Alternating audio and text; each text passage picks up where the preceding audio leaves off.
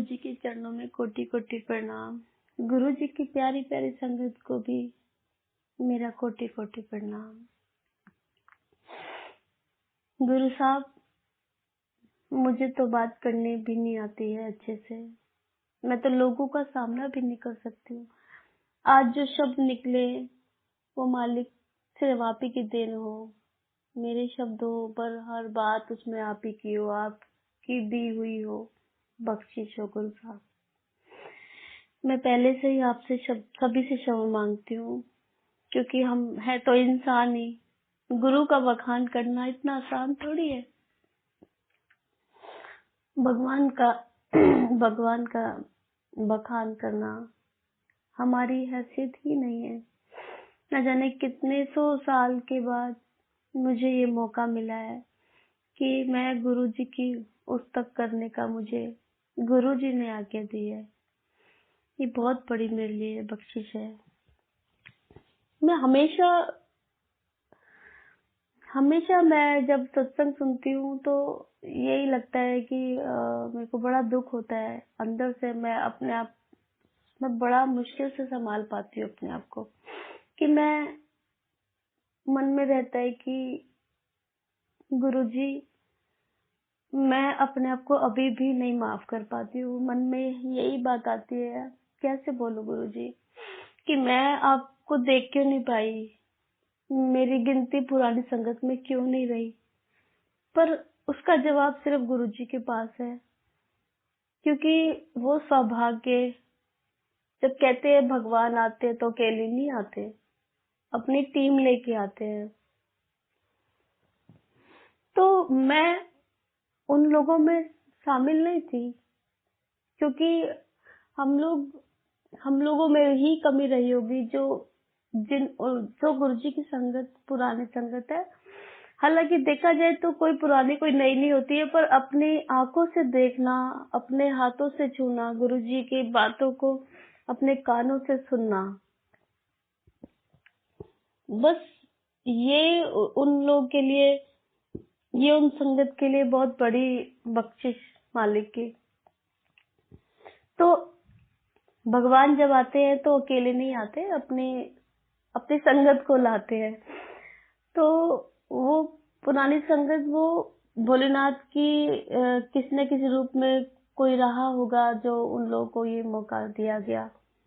पर गुरुजी ने, मैंने जब अपनी जिंदगी में, जब गुरुजी ने मेरे अंदर थोड़ा सा समझ डाली, क्योंकि मैं परेशान थी। परेशान ये थी कि मेरे को यही था, बार बार एक बात सताती थी मेरे मन में कि गुरु साहब, मैं आपको देख ही क्यों नहीं पाई। तो फिर मेरे को बार बार एक दिमाग में बात आने लग गई मेरे, कि मैंने अपनी जिंदगी पे जो प्रकाश डाला ना, मैंने नहीं डाला, उस मालिक ने मुझे वो सोच बख्शी कि मैं वहां जा सकूं, उस सोच तक मैं जा सकूं। सबसे बड़ी बख्शिश मालिक कि मेरा जो नाम है ना, वो उस नाम में ही आपकी ब्लेसिंग है। और ये बात गुरुजी ने मेरे को, पता नहीं, अंदर से आने लग गई फीलिंग कि मेरा जो नाम है, मैं आपको बताना चाहूंगी संगत जी के मेरे नाम गुरुजी ने जो बख्शिश दी। और दूसरा, मेरा जिस दिन जन्म हुआ उसी दिन से मेरे ऊपर गुरुजी की कृपा शुरू हो गई थी। एक बार क्या हुआ था, मैं ऐसे ही अपने अंकल की कुंडली लेके गई थी किसी ज्योतिष के पास। तो उन्होंने मेरा नाम पूछा और मेरा जो जन्म का टाइमिंग था, तो उन्होंने पूछा कि आपका नाम ये किसने रखा। तो मैंने बोला कि ये मेरी मम्मी ने रखा। तो ज्योतिष जो थे उन्होंने बोला कि ये नाम कैसे रखा गया। मैंने कहा क्योंकि पहले के लोग क्या होते थे संगत जी, ज्यादातर मतलब पूजा पाठ इतने हमारे घर में नहीं हुई, और इतना नामकरण वगैरह पे ध्यान देते थे कि नहीं देते थे। पर मेरे साथ तो ऐसा ही हुआ कि मेरी मम्मी से मैंने पूछा भी था कि मेरा नाम गौरी क्यों रखा। तो मम्मी ने बोला कि तू बचपन से गौरी बहुत थी, तो मेरा नाम मेरी माँ ने मतलब रख दिया। तो वो हैरान थे कहते ये अचानक ये नाम इसलिए मैं पूछ रहा हूँ क्योंकि जिस दिन आप पैदा हुई हो ना, और गौरी नाम आपके जिसने भी बताया है तो बहुत शुभ है। तो वो दिन जो था जिस दिन आप पैदा हुई हो, उस दिन महाशिवरात्रि थी। जय गुरु जी।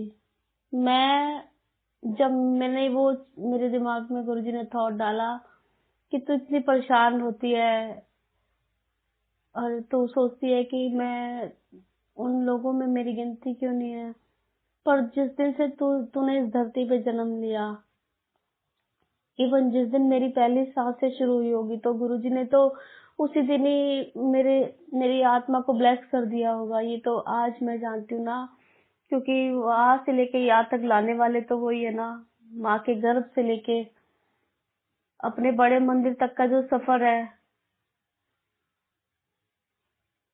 वो गुरुजी को पता है, हमारी सोल जानती है। तो मैंने अब वो शिकायतें करनी बंद कर दी, मेरे को एकदम शांत कर दिया गुरुजी ने ना, क्योंकि मैं संगत जी मैं ना बहुत स्पिरिचुअल रही हूँ शुरू से।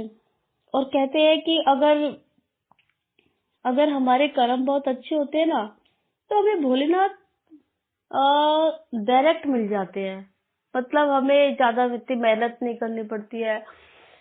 कुछ लोग की जिंदगी में हमेशा सब कुछ अच्छा चलता है, और मेरी जिंदगी में चैलेंज भी बहुत थे। और भोलेनाथ की मैंने बचपन में, छोटे होते थे तो जल वगैरह डालते थे हम शिवलिंग पे, पर उसके बाद सब थोड़ा गड़बड़ होने लग गया घर की वजह से। हमारा परिवार थोड़ा सा परेशान था। एनी हाउ क्या हुआ कि फिर मैं थोड़ा भोलेनाथ से थोड़ा दूर हो गई थी, पर भगवान थोड़ी हमसे दूर होते हैं संगत जी। एक बार ऐसा भी हुआ था, दूसरा मेरे ऊपर कृपा रही भगवान की, भोलेनाथ की, गुरु साहब की, कि एक बार मैं छोटी होती थी। तो मैं ये सारी एक्सपीरियंस आपको इसलिए बता रही संगत जी, क्योंकि ना मेरे को ये गुरुजी ने मेरे थॉट डाले, मुझे बचपन की बातें याद दिलाई कि देख तू मेरी संगत में ही गिनती आती है तेरी, तू मेरे सामने नहीं आ पाई, पर मैंने तुझे हमेशा ब्लेस किया। तो मेरा जन्म का जो दिन था, मेरा जो नाम था, I am bless. Thank you so much गुरु साहब। और एक बार मैं आपको बता रही थी कि मैं छोटी होती थी तो मैं भगवान का नाम बहुत लेती थी। तो शिव चालीसा था, तो हमारी माँ ने मुझे बताया कि बेटा ये पढ़ना चाहिए। कई बार पढ़ती थी, घर में रखा हुआ था।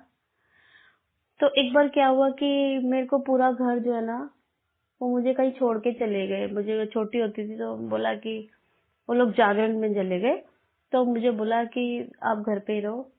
तो मैंने तो हाँ तो कर दी कि मैं हाँ चलो रह लूंगी अकेली, पर घर बड़ा था, काफी बड़ा रूम था, तो वो बाहर से खुला था, काफी ओपन था।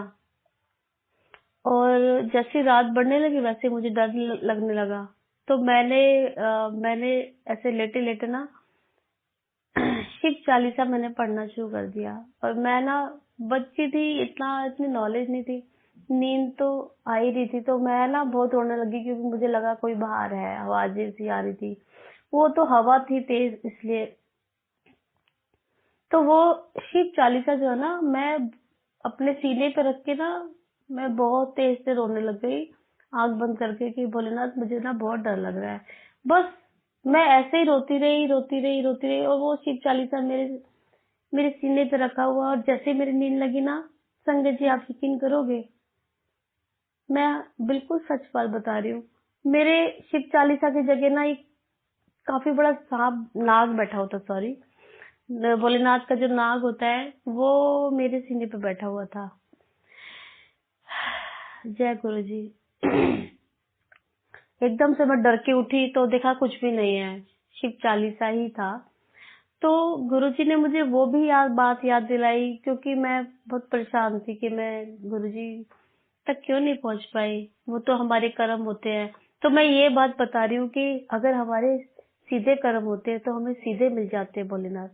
अगर हमारे कर्मों में ही खोट होता है, हमारे पिछले जन्म में कोई हमारा कुछ भूल चुकी होती है, हमने कई जन्मों का हमारा जो हिसाब किताब होता है, अगर वो खराब होता है ना, तो हमें भोलेनाथ तक पहुंचने के लिए उनके चरणों तक पहुंचने के लिए, उनकी भक्ति लेने के लिए हमें ना विष्णु की भक्ति करनी पड़ती है। ये बात मैंने सुनी थी। तो अभी मैं अपनी पूरी अब मैं अपनी जिंदगी लाइफ को अगर दूसरी तरफ ले जाके देखती हूँ, तो मेरी आधी जिंदगी बचपन तो खेल में निकल गया। जब थोड़ा थोड़ा बड़ा होने लगी तो मेरी मेरी मम्मी के ऊपर कुछ था, कुछ नेगेटिव कुछ उन पे था। तो हम लोग मेहंदीपुर गए, वहां पे हनुमान जी की मुझे भक्ति करने का मौका मिला। और फिर वहां पे मैंने ये चीज देखी, मैं पहले से स्पिरिचुअल थी, तो मैं देखती थी कि सुबह शाम रात दोपहर वहां पे भक्ति बहुत होती है, बड़ी पूजा पाठ होती है। श्री राम जी के दरबार में जाके मुझे ना बहुत ही आनंद आता था, बहुत सुख मिलता था। श्री राम जी का नाम लेना, एक मैंने ना वहां पे मैंने वहां पे एक जेंट्स थे, तो मैंने उनसे एक चीज भगवान ने शायद मुझे सिखाई। वो ना ब्लाइंड थे, तो वो 24 घंटे जब भगवान की आरती होती थी और सुबह शाम कीर्तन होता था मंदिरों में, तो वो एक एक ही रट लगा के रखते थे, सीताराम सीताराम। तो ना मैं हमेशा देखती थी कि वो है तो ब्लाइंड, पर वो एक सीताराम का जो धुन है ना, वो हमेशा वो रटते रहते हैं।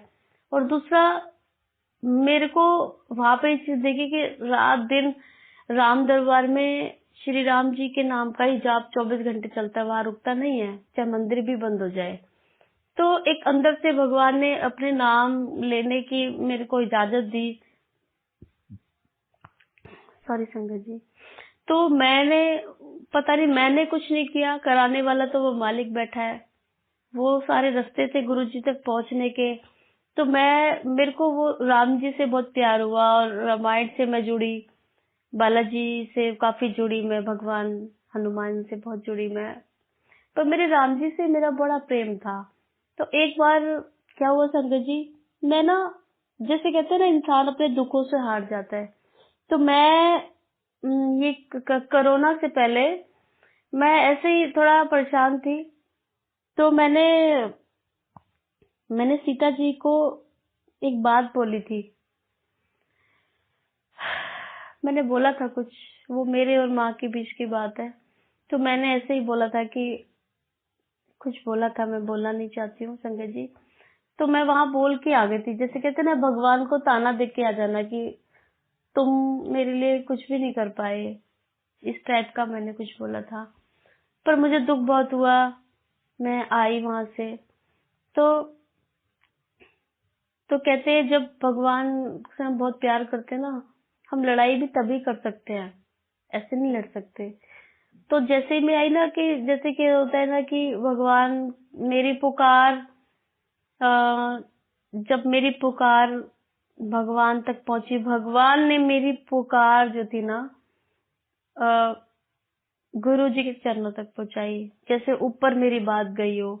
कहते हैं कि जब कोई सच्चे आंसुओं से रोता है ना, सच्चे दिल से रोता है और प्रॉपर सरेंडर करता है, जब अंदर से आंसू निकलते हैं दिल खोल के, इंसान जब वो पूरी दुनिया से कट जाता है, उसके अंदर का जो भगवान जागता है। क्योंकि हमारे अंदर ना, सबके अंदर, हम लोग शिव का अंश है, हमारे अंदर भी भगवान है।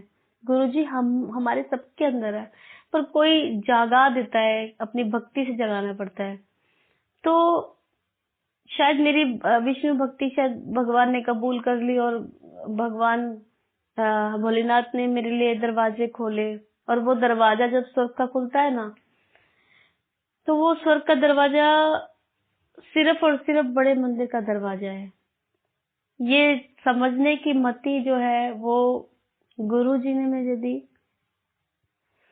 मैं हमेशा सोचा करती थी कि मैं जैसे शिव जी के जितने भी धाम है बड़े बड़े, मैं टीवी पे देखा करती थी, मोबाइल पे, जैसे कैलाश पर्वत हो गया, और भी है महाकालेश्वर। तो मैं सुनती थी कोई वहां जा रहा है, कोई वहां जा रहा है। मन में यही रहता था कि मैं एक दिन मैं ये बड़े बड़े दरबारों में जरूर जाऊंगी, भोलेनाथ के। मैं भोलेनाथ के दरबारों में जरूर जाऊंगी। तो मैं अब देख लीजिए कि मेरे को गुरुजी ने मेरे को उन सबसे सबसे अलग, सबसे बड़े दरबार में बुलाया। क्योंकि जब रब ऐथे आके बह गया, गुरुजी हमेशा बोलते थे, कभी कभी पुरानी संगत के मुंह से सुना है कि जब रब ऐथे आके बह गया तुसी ओथे के लड़ जाओगे। भगवान ने बोला तो वहां कहाँ जाएगी, जब तेरा दुनिया बनाने